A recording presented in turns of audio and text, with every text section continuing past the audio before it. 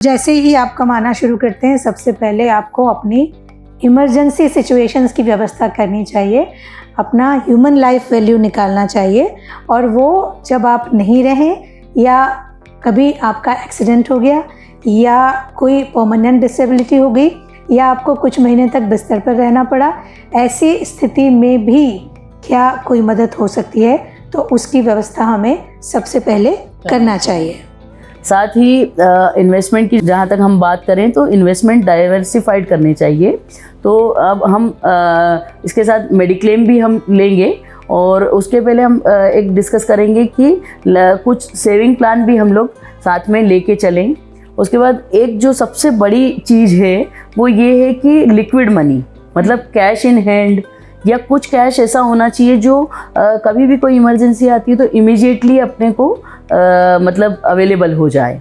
तो कुछ इन्वेस्टमेंट हम एफडीज़ में कर सकते हैं, कुछ हम सेविंग अकाउंट में भी रखें पैसा, कुछ जो है कैश इन हैंड भी रखें। रात को 2 बजे कभी कुछ ज़रूरत लग रही है तो कैश इन हैंड भी काम आता है। आजकल तो वैसे बहुत सारी ऑनलाइन फैसिलिटीज़ अवेलेबल है, इसलिए अच्छा है, लेकिन पहले तो वो हुआ नहीं करती थी। तो कैश इन हैंड होना हमेशा ज़रूरी रहता था। व्यक्ति हमेशा सेफ्टी की दृष्टि से घर में कैश रख के चलता था।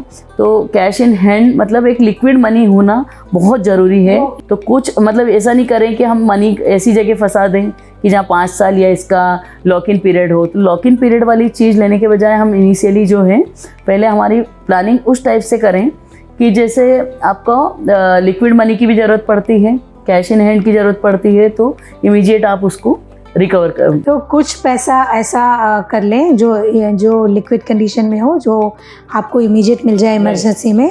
फिर कुछ पैसा ऐसा करें जो 5 इयर्स 10 इयर्स के लॉक इन स्थिति में हो, और फिर एक लॉन्ग टर्म 10 साल 15 साल 20 साल की एक प्लानिंग लेके ऐसे 3 तरह के इन्वेस्टमेंट बिल्कुल 3 से 4 तरीके के आप इन्वेस्टमेंट कर सकते हैं।